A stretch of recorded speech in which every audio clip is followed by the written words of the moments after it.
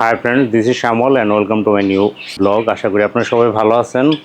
তো আমরা মাঝখানে এক শুক্রবার মিস করছি ভিডিও রেকর্ড করতে আসতে পারিনি বৃষ্টির জন্য।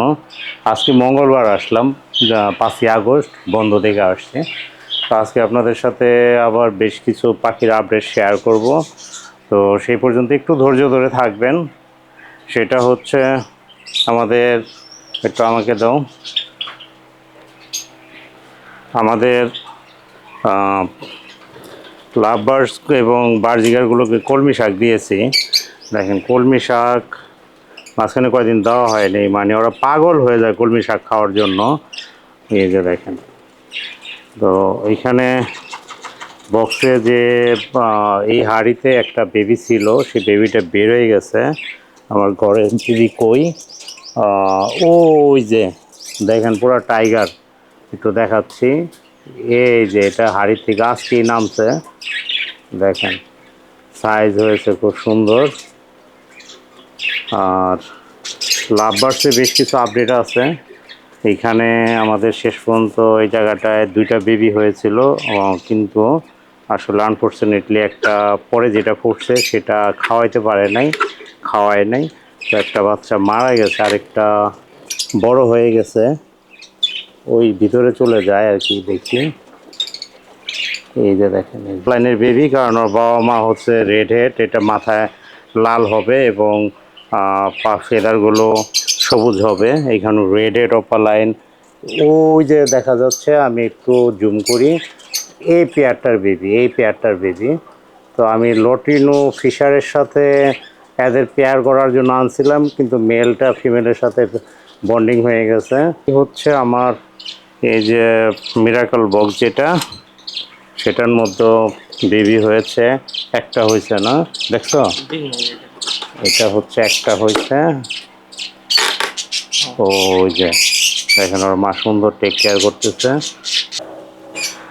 তো আরেকটা জিনিস দেখায়, আমার গোল্ডিয়ান ফিন্স কয়েকদিন আগে ডিম ফেলে দিলাম, 14-15 দিন তা দিছে, ডিম জমে নাই, কিন্তু আমি আগের শুক্রবার ফেলেছি, দেখেন আবার তা দিতেছে। ওই যে ডিম দেখা যাচ্ছে, একটু জুম করি, ও আবার তা দিতেছে, ফিমেলটা বসে আছে।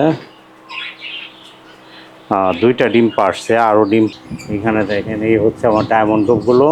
তো কারো যদি ডায়মন্ড ডোব লাগে এবং সংখ্যায় বেশি নিতে চান, তাহলে ঢাকার মধ্যে হলে আমি দিতে পারবো, ডেলিভারি দিতে পারবো, নতুবা সম্ভব না আর কি।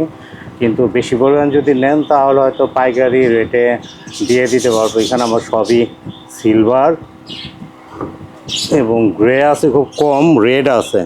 সিলভারের কালারগুলো দেখেন, এই যে দেখেন, এই যে একটা সিলভার দেখছেন, কালার কিন্তু খুব সুন্দর। আর এমনি এইখানেও আছে অনেকগুলো। এর বাহিরে আমাদের কোয়েলগুলো একটু দেখাই। তো এই হচ্ছে, অনেকে চান কিং কোয়েলের ছবি চান, আমি আজকে কিছু ছবি তুলেছি। কিং কোয়েল হচ্ছে, এই আমার কিং কোয়েল, এটা হচ্ছে সিলভার মেল, এই যে সিলভার ফিমেল। তারপরে হচ্ছে আপনার রেডও আছে, রেড মেল আছে, রেড ব্রেস্টেড মেল আছে, ব্লু ব্রেস্টেড মেল আছে।